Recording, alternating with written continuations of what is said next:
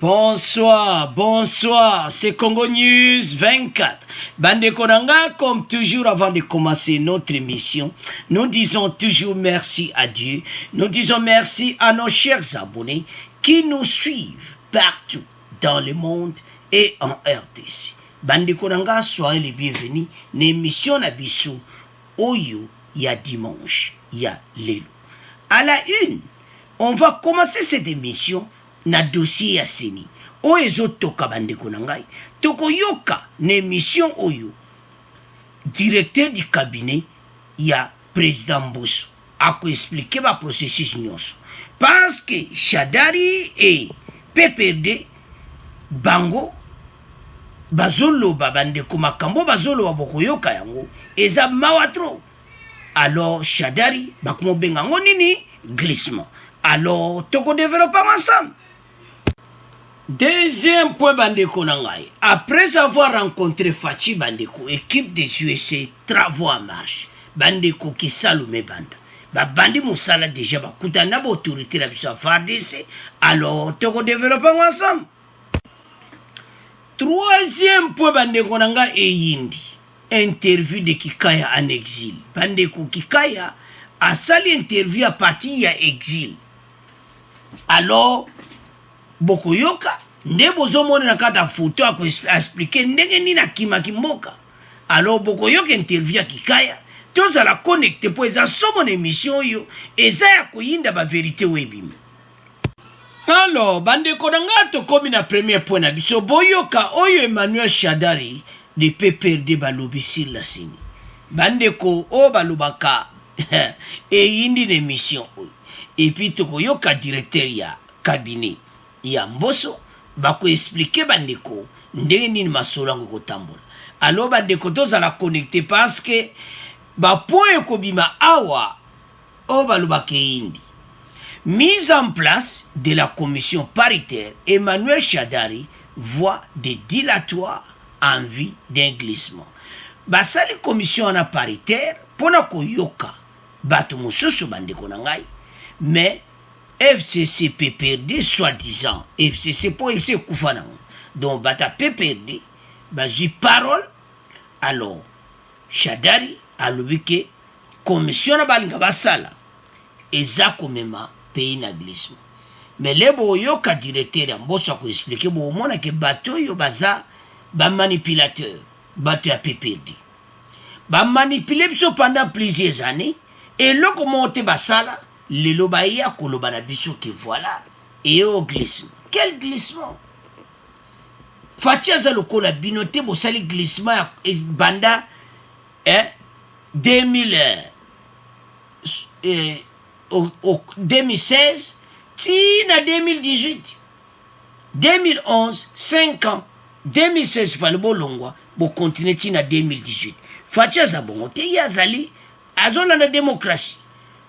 Beaucoup mon élection ko salama mais ba retard ezo causer binomo batu bozo créer glissement yo lobi soki lelo e salami faut ko sala jamais ya commandant suprême son excellence Fachi ezande ya bino parce que bino bosibo mesana na ba jeune bino basengi ba kombo bino oza parti ali bozo ko ya na micro que voilà biso to kotinda batuti alors que bande ko boko yoka na assemblée nationale ba expliquer alors que zotala majorité ezate pour PPRD balobi ke bakotinda mutu te ni ne retardé bako retardé te machine marche donc Mbosso aza déterminé parce que ayebi ke banguna Congo bazoluka makambo ebele ekota kaka désordre mais ko simba te bazano baza mal à l'aise parce que bazomo makambo nyonso Fachi alobaka ezo salama. Fachi alobaki ke armée américaine un jour bakoya pena koyide biso bango wana bayi. Donc makambo ebele o Fachi alobe salamaka yango zomona PPRD bakomi adembadade do basi bapanzani baza kopalangana bandeko tambo yoka interview ya Kikaya ko bomona ke batoyo il y a trop des infiltrés partout. Mais tout ça n'a pas. Pour ça, mon émission, tous à la connecter. Pour PPRD, bah, tant que c'est pendant 18 ans, mais Shadari, il est là, que voilà, Assemblée nationale va préparer un glissement. Non. C'est faux, archi faux, PPRD. L'Assemblée nationale a instauré depuis le jeudi 12 août une commission paritaire. Bokoyo Kango va expliquer. Majorité opposition avec pour mission de valider les candidatures des délégués de chaque partie prenante au bureau et à la plénière de la commission électorale indépendante. C'est samedi 14 août, les 6 confessions religieuses ayant déposé les PV de leurs candidats consensuels ont été auditionnés.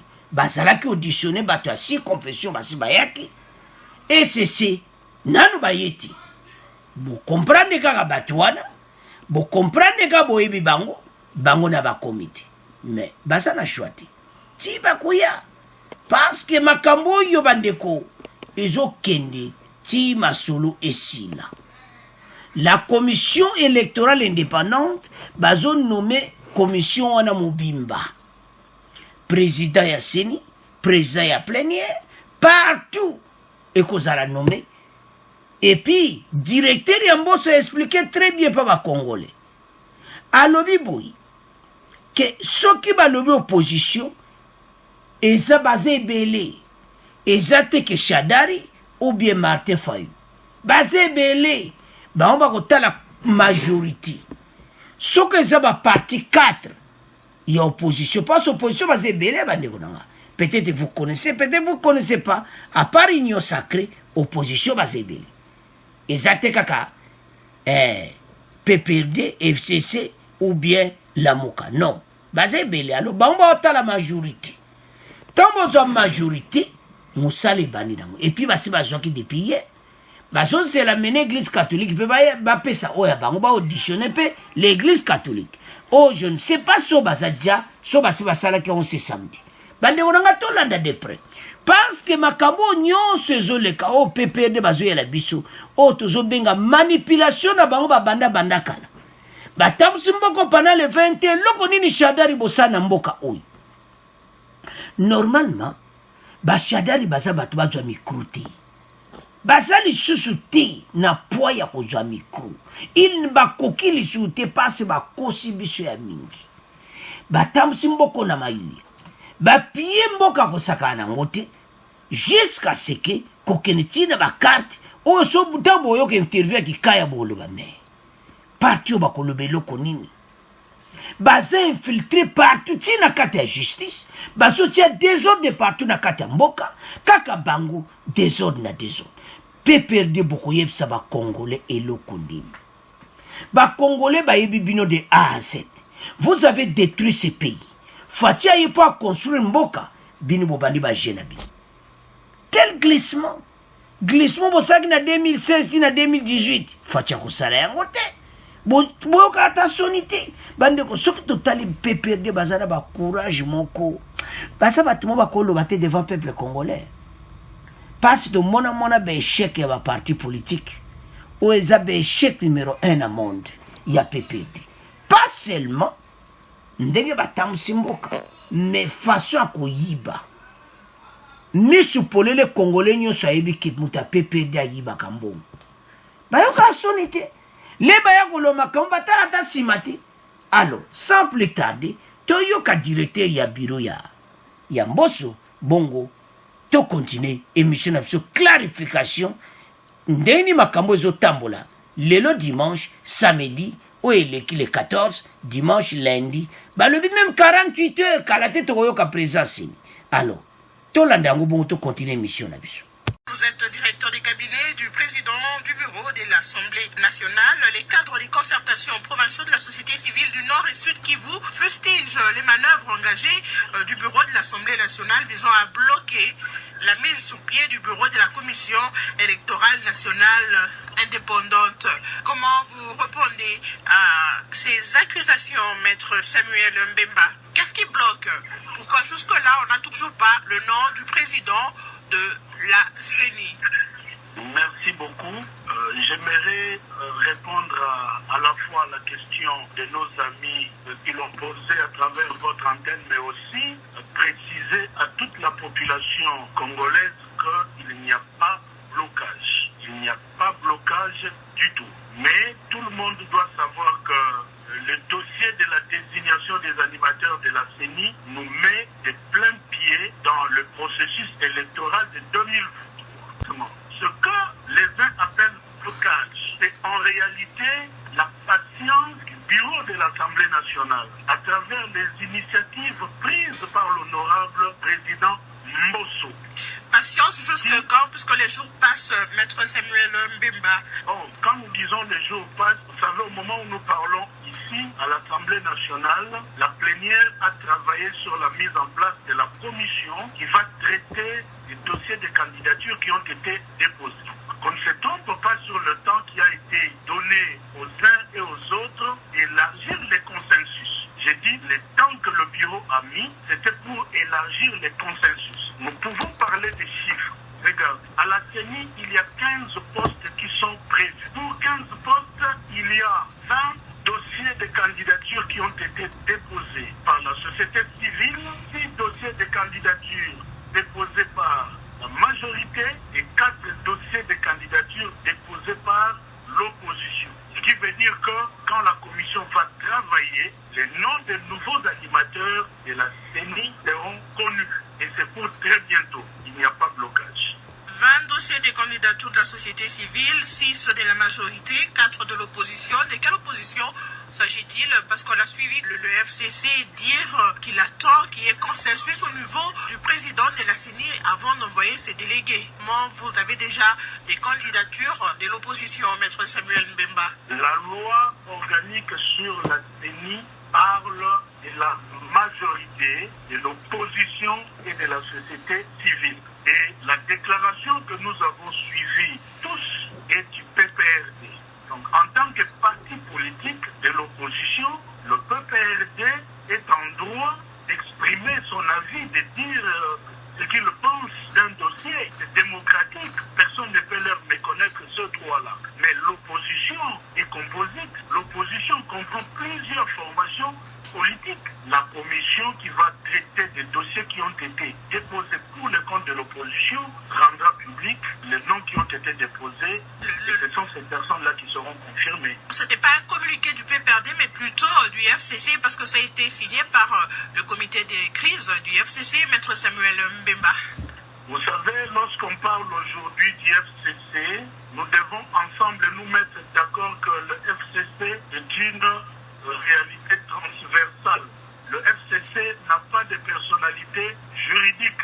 En matière électorale, la loi congolaise, la législation congolaise parle de regroupement politique, parle de partis politiques. Donc, si 2-3 personnes se réunissent et parlent au nom du FCC, ça peut passer dans les langages que nous pouvons ensemble accepter dans la communication. Mais lorsque les dossiers doivent être traités légalement, il sera question de tenir compte des propositions données par le regroupement politique, par les partis politiques. C'est cela le respect de la loi. Vous savez, madame, le droit, dans une démocratie, la force doit demeurer à la loi. Lorsqu'un problème se pose, ce problème, on doit le résoudre dans le respect des textes, à tous les niveaux, que ce soit au niveau des confessions religieuses ou au niveau des formations politiques, majorité ou opposition, on doit d'abord mettre en avant les textes.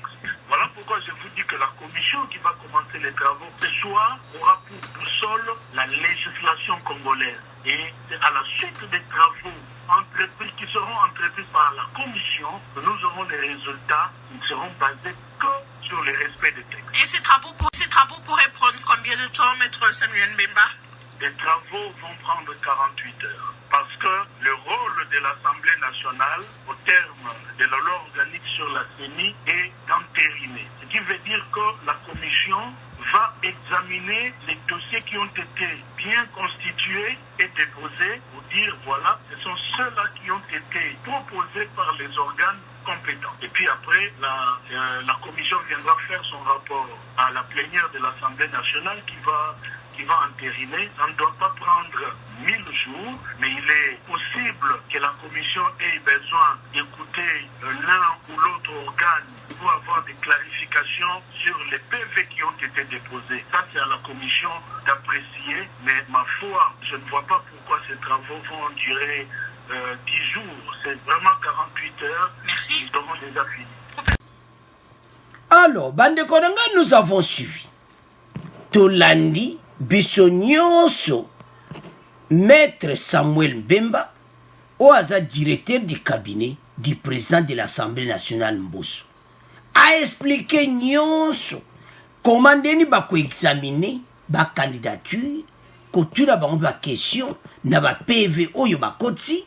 Vous savez, les samedis, les 6 confessions religieuses dont c'était hier, on peut côté sous ba PV na bango, makamu nyonso bandeko ekoti. Rôle na bango siko pona kwa antirime bureau wana ya seni à partir ya président. Alors bazo salam. Question siko journaliste a tout. Quelle opposition? Yango to la dango très bien parce que tango PPRD bazo ya na ba manipulation na bango soi-disant. Ba communiquer na bango. Pona ko manipuler peuple. Batamu simboko pendant 18 ans kana makambo oyo. Manipulation. Kotia peuple na mobulu. Kotia désordre mais awa eko simbati. Toshide hivi bango. Bako batama wapi bandeko na ngai. PPRD ako batama wapi. Bazana place ako kimati. Na ndenge makambo ekomi bandeko na ngai. PPRD ako ya natanda ba manevre na bango nini ko simbati. Makamu nyonso ezo salama bandeko. Il a même dit na journaliste ki oyebi tamboni ba pesaki bango ba confession religieuse. Makamu tezo ta la majorité. Ce qui est CCPPD ba yete côté ba confession religieuse ba tali majorité. Les 6 confessions baza majorité. Allez qui salu makamu tamboli. Ba tali côté ba parti politique. Opposition. PPRD a pesi na été. Lamuka a pesi. Ba parti musu ba pesi. Parce que bandiko tozana plus de 5 oppositions. Photo e bayango. Ba parti e belé. Moi to tanga kombote baze belé ba indépendant.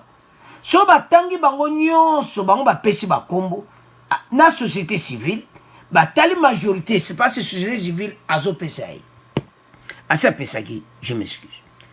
Alors, si ko PPRD message na bango oyo eke na ona do topenga on eke na poubelle do message a pamba oyo shadare na tolandi biso nyonso ba ota la majorité nde bozoka blocage ezate balobango club a sa peuple congolais toyaka na mission pour congolais à comprendre très bien que blocage ezate makamu nyonso bazanango dans l'Assemblée nationale zotamsa masolo très propre balobi ezande majorité soki na ba confession religieuse ba du majorité mosale sanini mosale tamboli soki na opposition ba du majorité donc c'est la dit au chader la zone loba eza o to benga donc les chiens à bois la caravane passe ba ko ganga na bango bango nde ba combinaison ba moni ke Mbosso asali makambo très propre à Mbosso non. Alors, tout ça la commission paritaire. Commission wana, na Assemblée nationale, majorité opposition. Yango yo di journaliste a tuni mais opposition ngo shadare, mais opposition zaka PPRD. Basé belé. Et zaka la mukate, so la mukana PPRD association Fayulu Kabila. Ba bona bango etali bango. Donc dans 48 heures, sans qu'on compte samedi dimanche, donc, lundi, mardi, donc, mercredi, aux adjana présidentielle. Donc, blocage, les anangote. Directeur Mbosso a expliqué en très, très clair, Congolais, nous ça comprend. Mais les bandazolo, bah, que message, yo, bah, personne va Congolais, nous ça va comprendre. Qu'il n'y a pas de blocage. Bah, t'as la dossier, moko. Si ça vient, kotuna, bah, question, kotuna, bah, pévenio, so, bah, adjana ngo. C'est à eux d'examiner et de promulguer, publier, nanaza présence. Comme besoin je suis de Yebi. Donc, denika di ma obivana e. Oyo nyonso bango bazo sala. Oyo nyonso yo PPRD bazo sala. Eko kende nulle part eko suka nango na nzela. Le secrétaire permanent du Parti du Peuple pour la reconstruction de la démocratie PPRD, cadre du Front commun pour le Congo, Emmanuel Shadari, a estimé que le consensus n'ayant pas été trouvé entre les composants pour la désignation des animateurs de la CENI, la mise en place de cette commission dite paritaire viserait à préparer un glissement. Ah, Shadari, un glissement. Talabato yo. Tout le monde a une question. Oui, mais on a courage de trouver les bandits. Pepe daza mutakuja micro na RDCT. Mbeba oba basali. Na muyibi. Oba yiba mbongo wa leta. Bande ko bango mo ba yibi kependa. Bazana problème sérieux pa ba Congolais. Donazo yeba te. Ba yeba ke lelo. Soko PPRD Shadari ucheli baya. Muta ko voter sa famille na yo. Congolais moko te akotika kopona PPRD. Ezala boto zobenga na opposition bako pona bino te bo bako pona bino. Eza ba famille na. So ba famille waza 80 personnes. Ba famille nyonso bata PPRD so waza 80. Obima na 80 voix. Na 2023. So ki famille na bino nyonso baza 50. Shadari. Boko bima 50. Ça dit ba membre de sa PPRD na ba famille na bango. So ki boko kisi 100. Boko bima 100. Na leba osala vote. Donc mawatru. Personne a kodwa stilo na ya koma vote Shadari PPRD. Tepe kodite mutkanda na wani bako tia kubunda na fachito bate soki nani. Mais yemo Shadari azojwa kali devant mais bande ko d'abord un bazana comité de crise. Shadari n'a même pas la parole. Parce que Kabila sa tia comité de crise oyo Shadari kutu azane président.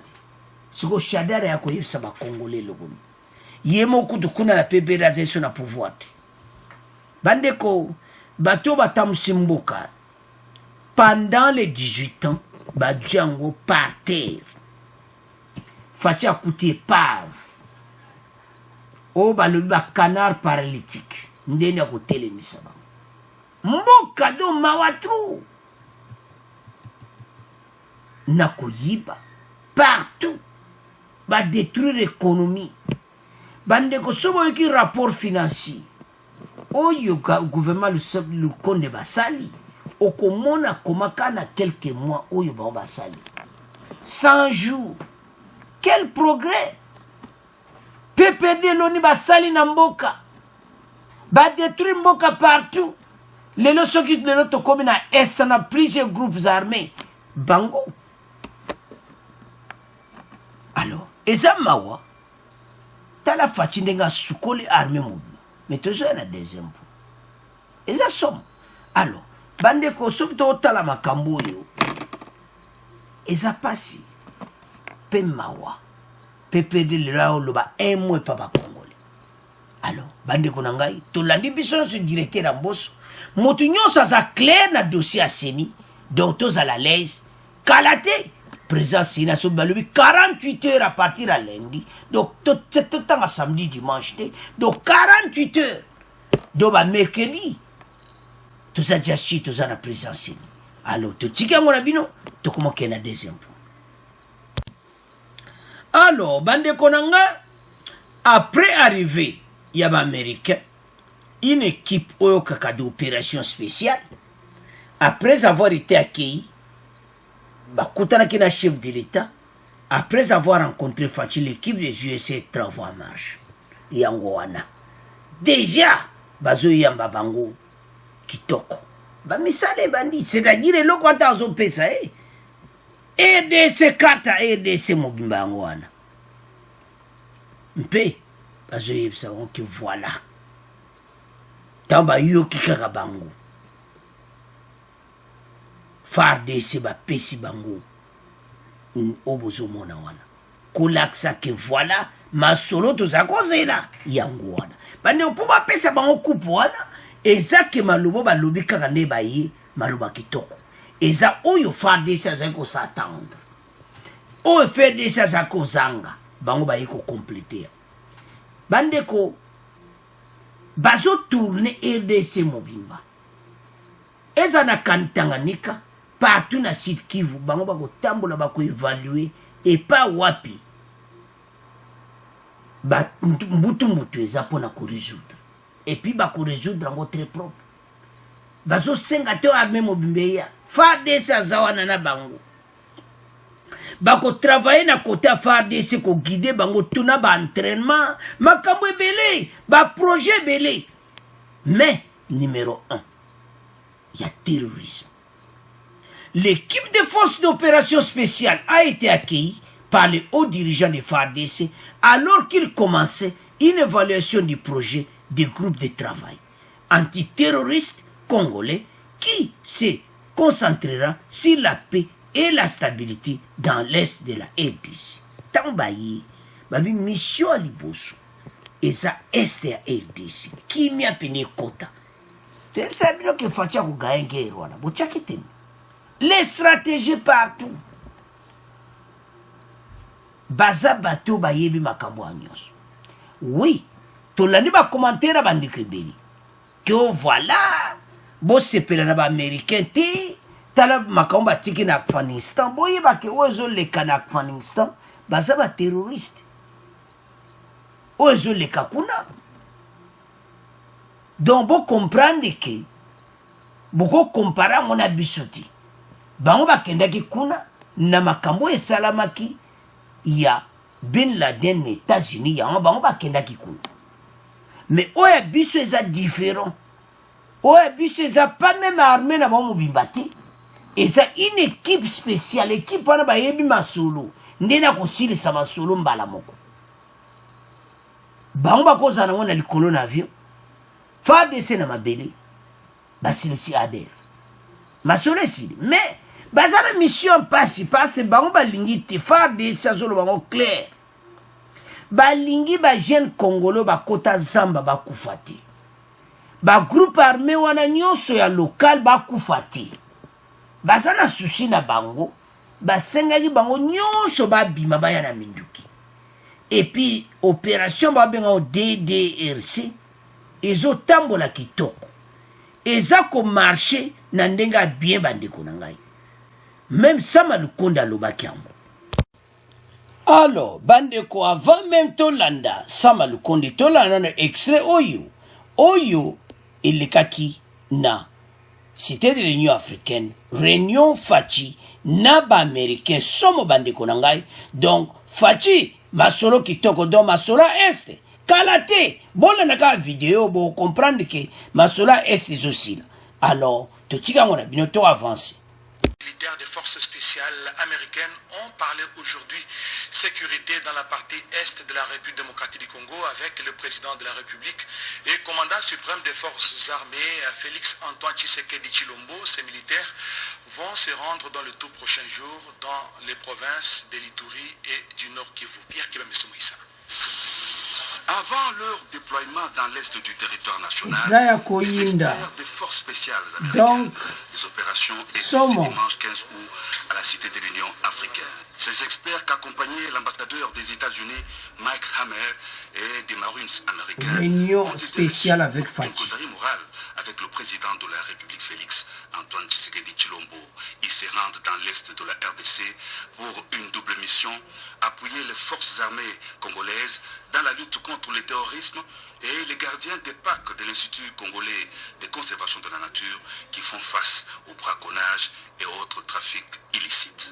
Bien, avec un groupe d'experts de notre force spéciale qui sont ici, arrivés en RDC, pour faire une analyse de les planifications et la capacité de l'FARDC pour faire la guerre contre les terroristes qui sont à l'est du pays. Je parle de les ADF. Et dans cette visite, l'équipe aura l'opportunité d'échanger avec les FARDC et aussi ils iront à les parcs Virunga et Garamba pour voir et faire de l'analyse du travail de les Rangers, que c'est très important pour mettre fin à toutes sortes d'activités illégales qui se passent dans les parcs. Des experts militaires des forces spéciales américaines s'inscrivent dans le cadre du partenariat privilégié pour la paix, la prospérité et la préservation de l'environnement entre les États-Unis et la République démocratique du Congo. Alors, Toyoka Sama Lukonde, avant de continuer dans l'américain, Toyoka Sama Lukonde ndenga expliquaki comment, parce que bande ko arrivé à l'américain, makambele ko same balingi ba jeune na biso ba kufati. Balba s'attaquer kana ba ADF. Alors, Toyoka Sama Lukonde, bon, to continuer mission na biso. Nous disons que nous avons des avancées. Parce que il y a d'abord des localités sur lesquelles l'autorité de l'État avait été mise en mal. Nous n'avions plus notre présence là-bas, que nous avons récupéré. Il y a des routes qui n'étaient plus praticables parce qu'il y avait des barrages, des coupeurs de routes qui se sont arrêtés. Il y a des redditions parce que ça c'est le plus important. C'est que dans le travail qui est fait, il faut absolument amener ces jeunes qui ont été injustement amenés dans ces mouvements et ces dommages de force négatives à revenir à la vie normale. Et pour revenir à la vie normale, il faut ce fameux processus de démobilisation, démilitarisation et réinsertion à la vie sociale. À la vie sociale. À quel point vous en êtes? Parce que de ce côté-là, on a l'impression que c'est au point zéro. Aujourd'hui, nous avons non seulement la structure, parce que c'est ça qui était attendu, décrété par ordonnance présidentielle, et puis les animateurs, qui finalement sont connus et vont se mettre au travail dès à présent. Je sais que vous dites que ça fait simplement 100 jours, mais est-ce qu'il y a des résultats palpables aujourd'hui? Est-ce qu'il y a des gens qui ont vraiment abandonné? Pourquoi y a-t-il encore des attaques sur place aujourd'hui, si ça bouge? Plus de 3500 redditions, c'est ça d'abord le terme que je peux donner, et ça c'était il y a 10 jours, et c'est évolutif. Donc c'est clair que de ce côté-là nous avons une évolution. Maintenant, il ne faut pas oublier que nous avons un phénomène assez particulier dans cette zone. Nous faisons face à du terrorisme. Nous avons des forces négatives importées d'ailleurs d'autres pays. Des pays voisins. Oui, qui viennent apporter justement ce terrorisme. On a même vu récemment des phénomènes de bombes artisanales dans des marchés qui ont commencé à se manifester. Et donc, c'est véritablement... Les gens qui se réclament de Daesh aujourd'hui. C'est véritablement des forces contre lesquelles on doit s'attaquer avec la plus grande énergie pour les éradiquer complètement. Donc ces redditions que nous avons vont permettre à ce que nous puissions avoir moins de groupes armés et nous focaliser sur cette force-là, celle-là qui est véritablement terroriste, et l'éradiquer du pays. Alors, bandeko nanga tolandi biso nyonso Sama Lukonde. Po mona ke mission FARDC masolo ezokende na ndenge ya bien. Donc makambo oyo ba jeune oyo patangi nombre de groupes armés. So tango mona bilan wana omona koma gouvernement esali 18 ans babomaki mboka. Donc fatia ko réussir malgré banguna Congo batelemi na ndenge ya mokiti. Bangwata batelemi me boyeba eti fachi machine zotambula bande ko arriver à bangonde to landi wana Sama Lukonde. FARDC ça sali travaux belé déjà. Afungoli déjà makambo belé ba barrage banzela mususu ezaki kukanga komi bakom ko utiliser banzela wana bande ko FARDC ça bon ça makambo nyonso. Donc tâche ça maintenant facile pour la armée américaine. Pour na ko traquer ADF. Mais bazo senga ba jeno nyonso passe ndambu bazana ndanzamba. Surtout à Kodeko na Ituri et à quelques bazali na kata zamba bazo senga passe Sama Lukonde alobi yango ki ba jeune na biso ba kota ki na mouvement mo passe bande ko nanga. So tali mouvement ba jeune na biso ba kota ki et sali passe ndeto landi Sama Lukonde wana. Bazai ko kosa bango. ADF ko kosa bon voilà. Tokende boy baki okota na kati. Alors ba jeune wana bazo bimba otika momok ba ndamu mo bazo kima et belé ba capturer bango. Alors ba pesi message clair na bango nyonso ba groupe armé locaux bobima ou bien masolo na bino ezosila bozo kufa. Ba jeune wana ba bani ko bima surtout tant bayoki sango ya arrivé oyo bandeko. Donc ba reddition zo sala ma masse maintenant na Nord Kivu. Ne mission ko ya lobi to ko tiela boko mona ki koma ba reddition sala mi belé. Alors armée américaine siko ndenge ba yi ba ko travailler ensemble na FARDC. Ba ko tamsa musala kitoko. Alors ndeto lo bane bandeli bande kobo comparer arrivé na bango bakenaki na Afghanistan kuna tate bo comparer wana na bisote ya biso eza nango calme ya biso eza nango FARDC osa musala bande ko yiki ba force a Kenya bazali ba force ebele armée ebele bayi ba américain bakosa attaquer na aérienne bakopesa FARDC mayele nyonso ndenge ni akosilisa ennemi yango baponaki bango ba force moko spécial oyo pena bayebi masolo po batambusa yango toyesa bakongolais tofungola miso ta oyo eza sur tenté bayela biso ba faux discours parce que banguna Congo mikolo baza na colère surtout nde bamoni pena ke oui armée penako équipe ma force spéciale baye baye na avion na bango pena ya Air Force yango wana USA Air Force avion bene va na njili sikoyo baza na problème parce que avion wana eye apamba te eza na makambo na kati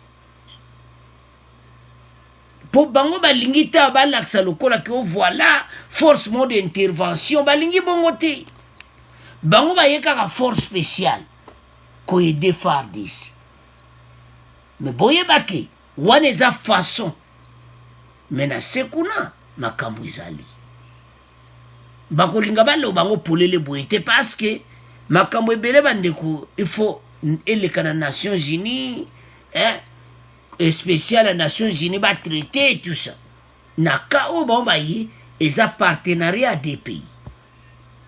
Alors partenariat des pays bazo sala ngona ndenge ba stratégie Fachi moi za grand stratège masolo sala mina ndenga propre yango ba congolais belé na talaki belé na ba commentaire o bango ba yena moka ko entraîner FARDC toboiti makambo eza wana équipe wana ekokota na kati ya musala très propre pe ADF akusila siko mokolo oyo tokoyoka ke o guerre wana esisili ebele bakokanga munoko parce bango bazolinga te mo place congolais motea mabe bazolinga te guerre wana esila pour une simple raison que o Fachi a gagné donc pona bango so guerre wana esili Fachi a gagné bango ba échec mais motema mabe tokokenda ngo ti wapi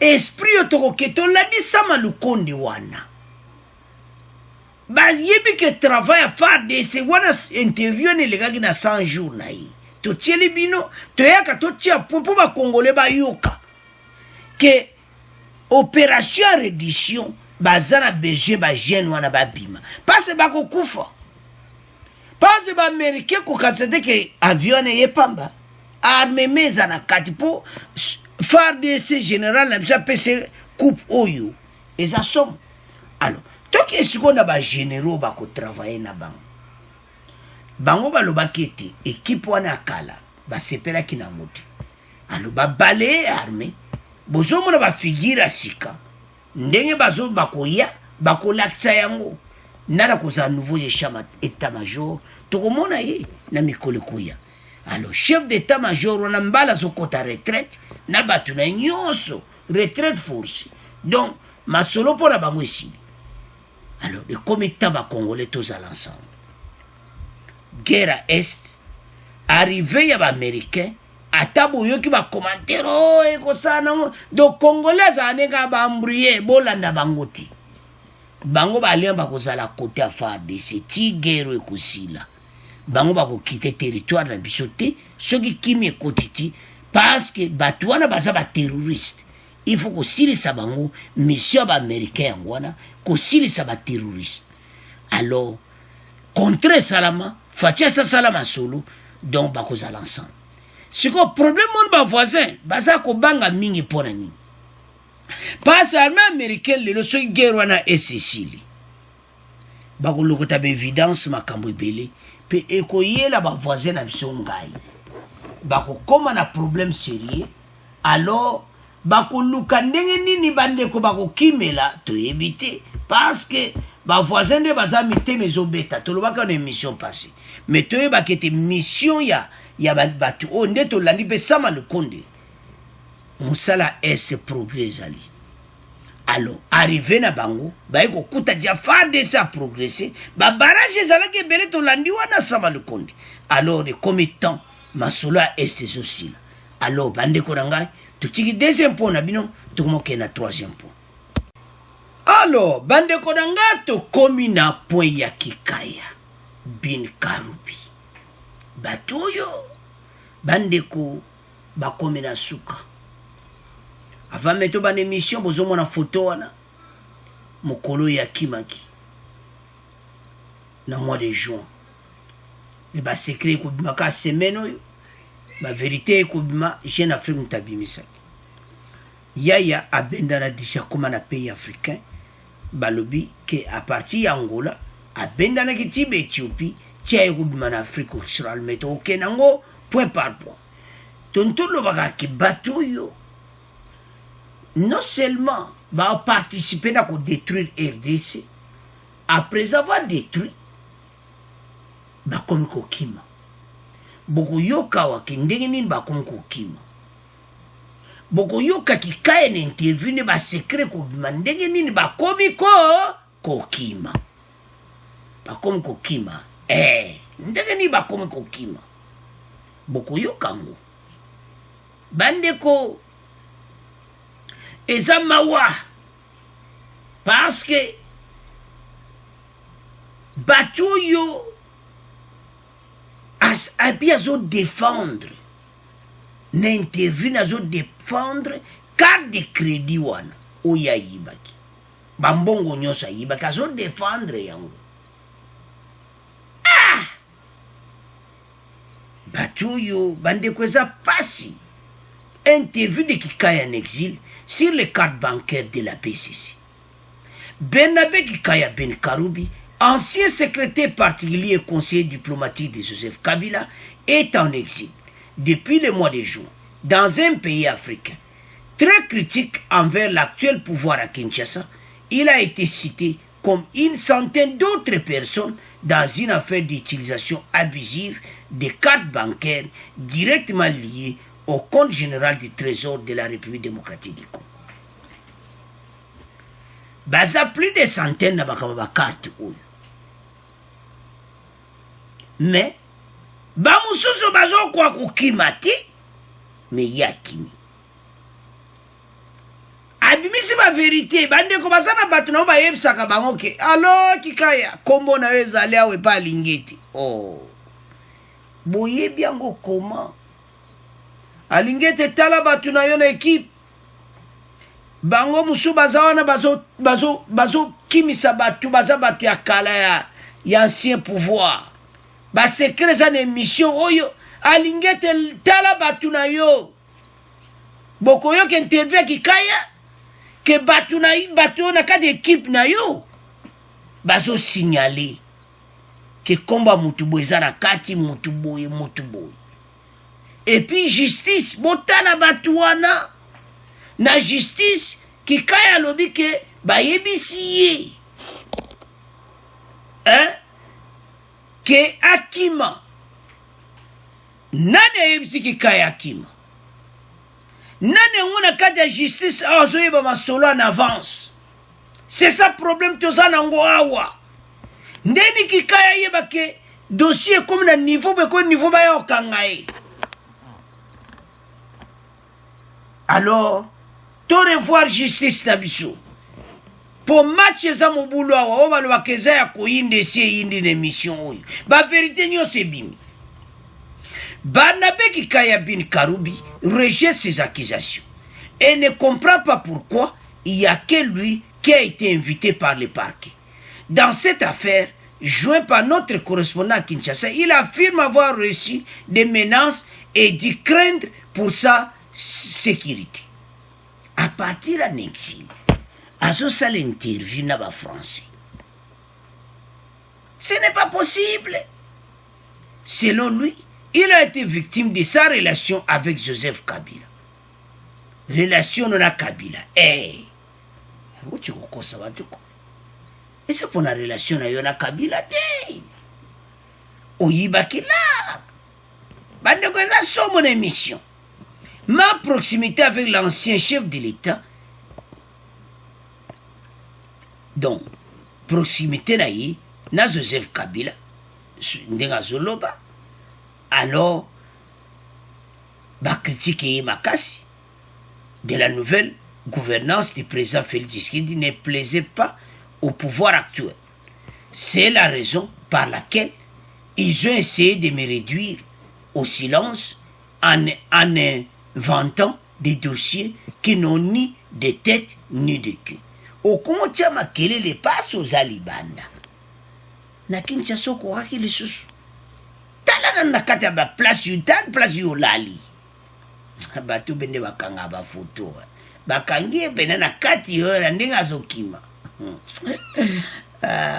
bandeko bato bayebi yo bafilme mbala moko boyakela ntina bato bapeshe bafilme ye nani apesa wala peut-être tokofilme on peut tokotinda yango batakini bamona tala na mutu ndenge alali na se tala jusqu'à ce niveau tala ndenge okomi na kati ya bacarton donc face kaka motu contre carton donc toleka nzela carton ezomema baplan nga mpe na kati toleka nzela nga na kima RDC omoni oyebi oyo lobaka na neveke mokuna ntango azalaki na makala makambo olobaki na mokuna olobaki na mokuna ke ça ce n'est que le début mais lelo tala yo mpe omoni makambo oyo bandeko bato oyo ils ont détruit ce pays après avoir détruit le pays tala makambo oyo lelo bango bakome baexilé politique mais mboka na botambusa pasin 18 ans bate bele babima exil mais comme tour na bino siko mais problème toza na ngwawa ndenge nini bato wana bayeba dossier ne basignale ya kima tolanda interview na ye bongo tokontinue émission na biso. J'ai eu des menaces, j'ai eu des appels anonymes. Au début, je les négligeais, mais elles étaient de plus en plus persistantes. J'ai été averti, je ne peux pas en dire plus, par mes proches qui côtoient aussi des milieux, certains milieux, qui m'ont dit que je devais quitter le pays. Et c'est ce que j'ai fait. Lorsque je suis parti dans des conditions infrahumaines. Pour que je n'arrive là, c'est pour vous dire que la menace était très sérieuse. Ils ont essayé par tous les moyens de me réduire au silence en inventant des dossiers qui n'ont ni tête ni queue. J'ai été convoqué par exemple par la justice dans cette histoire de carte bancaire liée au trésor public. Je n'ai jamais eu de carte bancaire liée au compte du trésor public lorsque je n'étais pas en fonction. Et les fonctions que j'ai occupées étaient celles de secrétaire particulier du chef de l'État et ensuite conseiller diplomatique. Et dans les deux cas, j'avais des missions secrètes, s'il faut le dire ainsi, et des missions spéciales de lobbying et tout ça qui nécessitaient une carte. Alors, bande konanga tolandi biso nyonso wana. Tolandi wana na donc conversation téléphonique, donc asali na ba français interview wana. Bande ko eza mawa komona comment bato yo ba détruire mboka ma komi libanda akomi koloba makasi. Alobi ye ba carte utilisée comme conseiller spécial particulier, conseiller diplomatique ya Kabila, il fallait ça na carte. Alors que na mikanda na biso, il n'a même pas les droits ya kozana ba carte wana. Ba carte on les ministre des Affaires étrangères, ministre des Finances, gouverneur à banque. Yazana droit carte wana te. Mais ce qui est grave, bango baza à peu près des centaines na ba carte wana. Bazo sasa trésor public. Bozomona makambo tanto Hollande yango mbongo à l'état pas à ce niveau. Tu sais bien que chaque fois que tu as une mission, Kabila ko sauver bango te. Ya ko se sauver pona yemoko. Yango moni ba condition le beke na kimi na ba condition de bozo mwana wana mutu na carton. Donc vous comprenez que dans mon boulot, vous avez une photo, azaki na choiti. alors azo obligé na ba condition wana yaya abendana situation et comme la qui mobulu à mon moiti que il faut à salanzela alors situation difficile soko monike makambo komi bobandeko ezo salama wana mboka na biso boyoka histoire ande lekaki avant yakima invité à se présenter au cabinet de travail de l'avocat général du parquet près de la cour d'appel de Kinshasa-Gombe le 25 juin dernier, l'ancien conseiller de Joseph Kabila a quitté Kinshasa dans la nuit du 23 au 24. Selon nos informations, il a d'abord vers Mwanda dans la province du Congo central avant de se diriger en bateau vers un village de pêcheurs angolais nommé Ngandakosa entre la RDC et l'Angola et puis enclave à Kabine.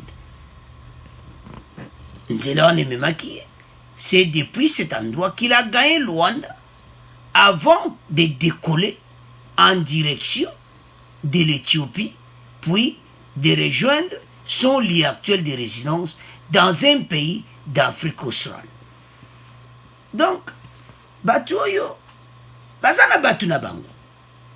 Si kozo mona justice, o mona oeza trahison na kati ya justice na biso. Ba bengse le 25, le 23, boyoki yemo kikaya wana. Ke ba ebisi en tout cas, il faut quitter le pays. Alors, azana moete, yaya, moezati, nachata mutuna karton, po awa, soki faci beton bazunga masolo esili tant toyebisa bino ke faci nde azo dirige tout soki bomoni proche ya Kabila na bakaya boye tovanda nye totika makelele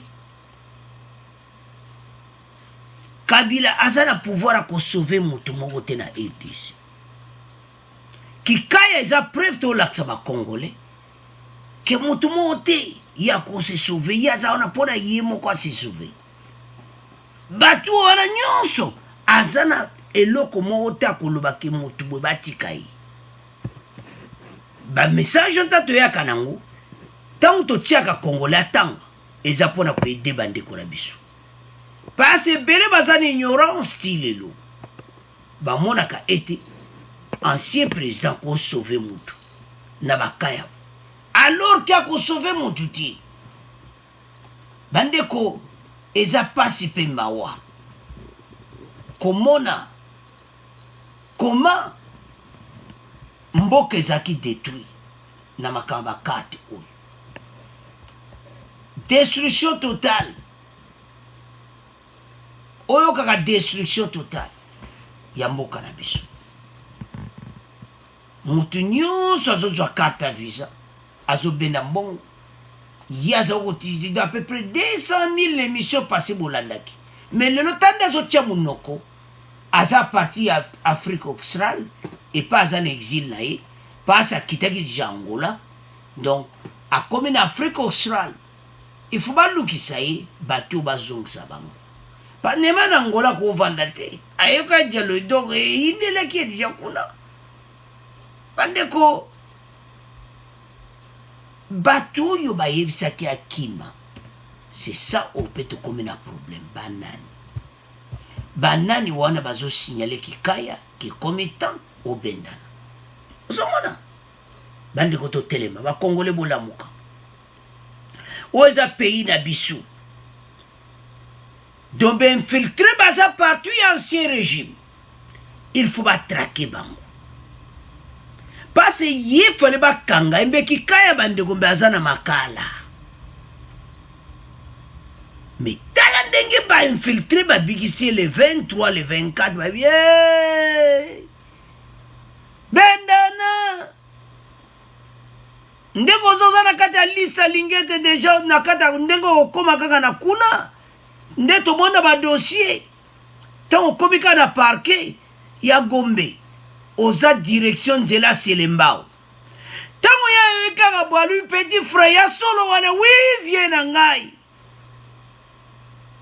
donc ozawana tant qu'on comme devant procureur oza direction makala yaya en lobby ay akangi basaki mbala moko nzela mwanda lero wana nde aokanga basaki so monaki angaye tato tika makelele leta batiaka netembe te moto ondima se déguise botala kaka photo toyebisa ye bino so otali ka do bachangement me bakolata do mystique yaya koti na kati ya bato basauvetage talaka do mwa doyokaka nage si ebandi bon mokolo vrai nage oyo bawako nage eloba Jean-Marc Kabou mokolo vrai nage kobeta clelo pene oyoka ya faci ebete kobeta clairon bandeko baza 100 personnes bamosusu wana bazoluka ndeni bakima alors deuxième bozala mayele ko ndenge nini kikaya leki makamoka tolobaka yango oyo bandeko bata deuxième il faut baluka babate la frontière soki basala mosala bien kikaya kwa koleka te na bapays mosusu bandeko na ngai bakozwa mbongo na ye te bakokanga ye mbele lero aza na kati ya makala babeta carte na kamere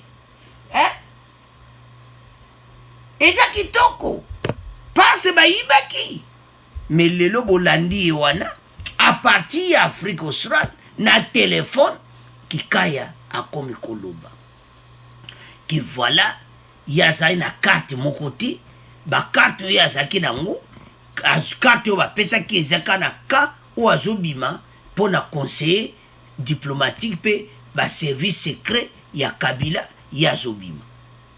Non, ce n'est pas possible. Wana eza mbongo ya trésor public, secrétaire particulier oza na droit carte bwana te carte wana eza mpona ministre des finances, gouverneur, ministre affaires étrangères, bato nyonso wana oyo bakombo yebana bandeko azali ye moko te nde toloba wa kuna eza ya koningana makaba bakarte oyo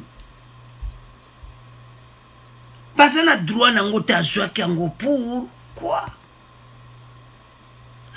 Yango bakongole bazoloba na justice na biso bosala noki parce lobi toyoka liso un autre bin karubi kikaya un autre kikaya kimi parce que baza ebele na molongo siko deuxième batala mais problème poto clôturer pont ntoloba boyi banani wana na kati ya justice bazoyebisa bango ke bakima banani wana infiltré batondi partout na kati ya justice bafouye bango pe bazala ozare parce que bango bazoteka mboka moto ayibi mbongo basignale ya kimi alors bandeko nanga pasi na motema c'est à ce point to comment clôturer émission na biso bo abonner massivement bo continuer ko partager merci na ba commentaire au revoir à la prochaine.